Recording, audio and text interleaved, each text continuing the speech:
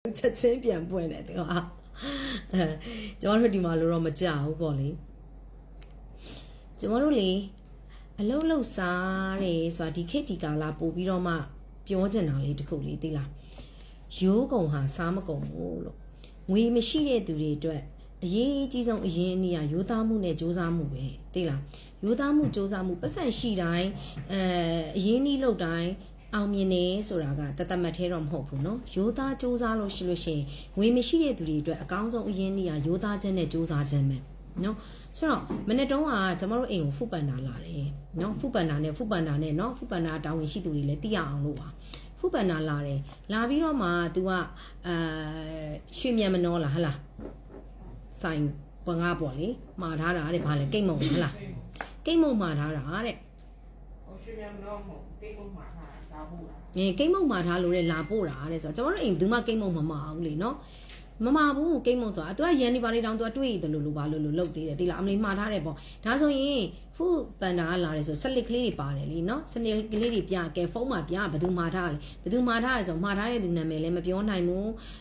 ခုနလိုပေါ့ဟိုစလစ်လည်းမပြနိုင်ဘူးဘဟိုကနှိမ့်မိလို့တဲ့ဒီကနှိမ့်မိလို့ပြတ်သွားပြီဘာညာပေါ့3000ကျော်သိလားအဲ့ဒါမှာထားလို့တဲ့ဆိုပြီးတော့မှလာတယ်ဒီမှာလေးတဲ့အဲ့ဒါတဲ့ဟိုအေးနဲ့စတယ်လေးတဲ့ဆိုတော့သူအမြဲတမ်းပို့နေကြ delivery သမားပဲနဲ့တူပါတယ်သိလာ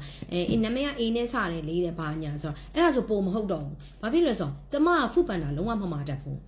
ကျမဖုန်းထဲမှာ Food Panda application မရှိဘူးFood Panda လည်းကျမမမှာတတ်ဘူးအဲ့တော့လေမမှာဘူးအိမ်ကလူတွေကလည်းဘယ်သူမှမမှာဘူးပေါ့နော်ဆိုတော့အရင်ဆိုသူတို့ဟိုလာတယ်ဆိုရင်ကျမတို့ကယူထားလိုက်တာကိုအိမ်ကကလေးတွေကဒီလိုပဲဘာဖြစ်ဆိုတော့ဒါကဒီအထက်ကပြောလိုက်တာကိုဘာသွားယူလိုက်အောင်ဘာသွားယူလိုက်အောင်ဆိုတာရုံးချိန်ဆိုလေအဲ့လိုမျိုးဆိုတဲ့ခါကျတော့အဲ့တော့ဟိုအခုလေအဲ့လိုမျိုးနဲ့ရမယ်ထင်လို့ပေါ့လေပြောချင်တာကလေဟိုမယိုးမသားနဲ့လောက်တာပေါ့နော်မယိုးမသားကျမတို့တကယ်မှန်ကန်နဲ့ဖြစ်တာဟိုတလုံးကဆိုရင်ဒါသူတို့အတုတ်လားပါလားမသိဘူးအဲ့တုန်းကမှာတော့ဆိုလဲ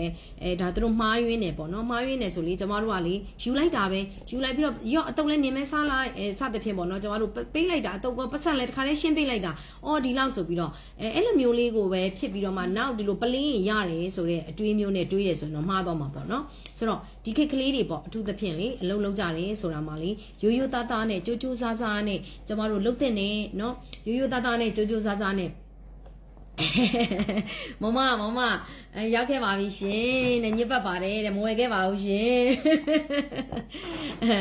်အမလေးမပြောရဲဘူးအမနော်ဘာအချင်းမောင်းစားရင်ချီးပန်းတယ်ဆိုတာကထုံးစံပဲသူ့အချင်းမောင်းစားလို့မှချီးပန်းတာမဟုတ်ဘူးဆိုပြီးတော့မှအမလေးညံကြီးရှင်တွေကရေးနေရလေးကလည်းတွေ့နေသေးတာဆိုတော့ကိုပြစ်ကိုခံညပေါ့နော်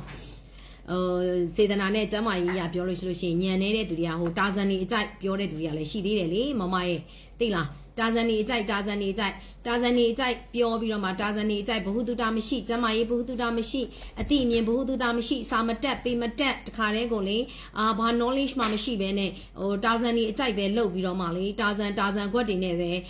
ပြောဆိုဟောပြောစည်းရုံးနေတဲ့သူတွေကလည်းရှိသေးတာဆိုတော့မပြောရဲပါဘူးเนาะကိုကကျမ်းမာရေးရှုထောင့်ကနေပြီးတော့မှမပြောရဲပါဘူးကိုဟာကိုဖြစ်ကိုခံပေါ့ဟုတ်တယ်လားကိုဆေးဖို့တက်နိုင်လောက်ကြပါเนาะဟိုတခါလေးနဲ့ဖြစ်သွားရင်တော့ကောင်းတာပေါ့မဖြစ်ဖဲနဲ့ယောဂဇိုးတွေနဲ့အဲ့ဒါဖြစ်ရင်ကိုဖြစ်ရင်ကိုခံရမှာဘယ်သူမှမကုပေးဘူးเนาะဘယ်သူမှဆေးဖို့ဝါကမရဘူးအဲ့တော့မယိုးမသားနဲ့လောက်ကင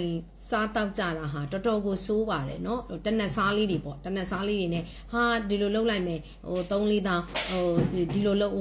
ပ်လိုက်မယ်ဆိုတဲ့ဟာတွေကလေเนาะနောက်တစ်ခါမနေ့ကဆိုရင်ကျမတို့အိမ်ရှိမှာကျမတို့ခြံကျဲတယ်လေခြံကျဲတယ်ခါကြတော့ကျမတို့ခြံကျဲတော့ဟိုကျမတို့လမ်းမီးတိုင်းကျမတို့အိမ်ကနေပဲထွန်းတာပေါ့နော်ဟိုထွန်းတော့တခါမီးတိုင်းမှာဟိုအိမ်ကယောက်ျားဟို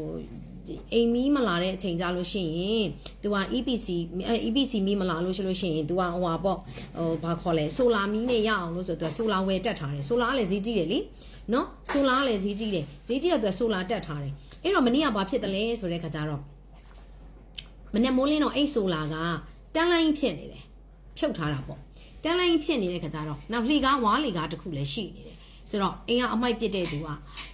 အမိုက်သိမ်းတဲ့သူကဒီမှာတဲ့ဖြုတ်ခိုးထားတာဖြစ်မယ်တဲ့အဲ့ဒါလေဆိုတော့ဟာဒါဆိုကျွန်တော်တို့ဝက်ချောက်လုပ်ပြီးသေချာကြည့်ပြီပေါ့နော်အဲ့လှေကားဓာတ်တိုင်မှာထောင်ထားတာလေကျွန်တော်တို့လှဲချထားလိုက်တယ်ပေါ့အဲ့လိုနဲ့လှုပ်ပြီးတော့မှနေတဲ့ခါကျတော့ ညဘက်ကျတော့တစ်ခေါက်ပြန်ရောက်လာတယ်စိုက်ကယ်ဘေးတွဲနဲ့ညဘက်တစ်ခေါက်ပြန်ရောက်လာပြီးတော့မှ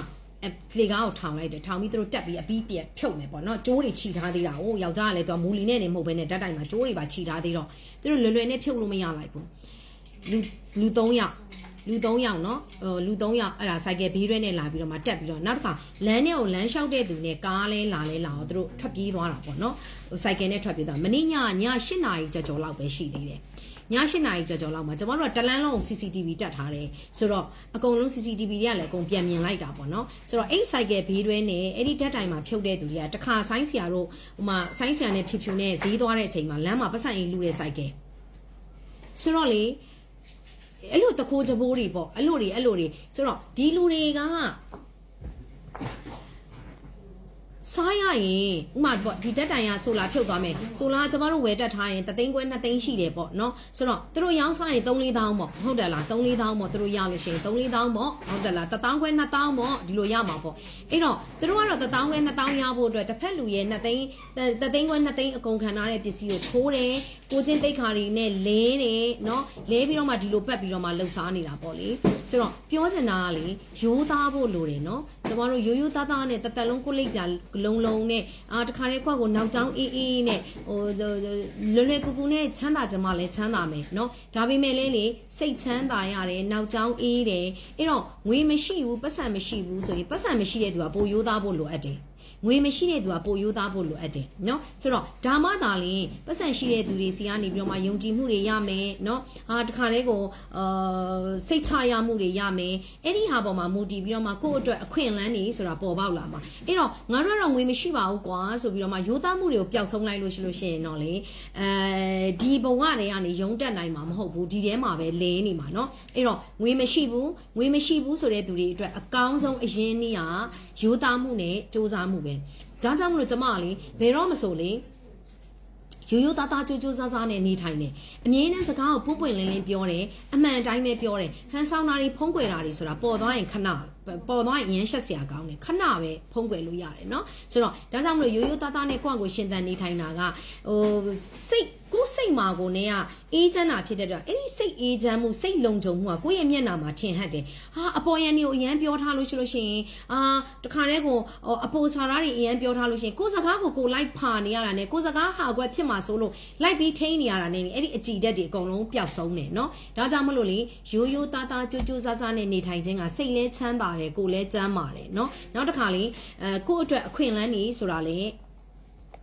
ပေါ်ပေါက်လာနိုင်တယ်ဒါကြောင့်မလို့ငွေမရှိဘူးဆိုတိုင်းမယိုးမသားမလုပ်ပလိုက်နဲ့เนาะငွေမရှိတဲ့သူတွေအတွက်ကယူသားမှုတွေစူးစမ်းမှုတွေကပို့ပြီးတော့မှလိုပါတယ်เนาะမနေ့ကဖုပန်နာလုပ်တဲ့ကိစ္စမျိုးလို့ပေါ့ဒါမျိုးဆိုမလုပ်ရဘူးလေเนาะဒါမျိုးဆိုမလုပ်ရအောင်ငွေ3000လေသူရရင်ငွေ3000ပေါ့เนาะငွေ3000ပေါ့တကယ်ဖုပန်နာဟုတ်လားမဟုတ်လားလဲကျမတို့လည်းမသိဘူးဒါပေမဲ့ဟုတ်လို့သာနေမှာပေါ့เนาะဆိုတော့လေမပြောတတ်ဘူးပေါ့လေဒါကတော့သူကာယကံရှင်မဲသိမှာပေါ့ဆိုတော့ဒါငွေ3000လာလိမ့်တာပဲပေါ့ပစ္စည်းပါဖြစ်တယ်ဆိုပြီးတော့မှလေเนาะအဲ့တော့လေဟုတ်ပါမမရေအဲ့တော့ကျမတို့တွေကလေခုနလိုပေါ့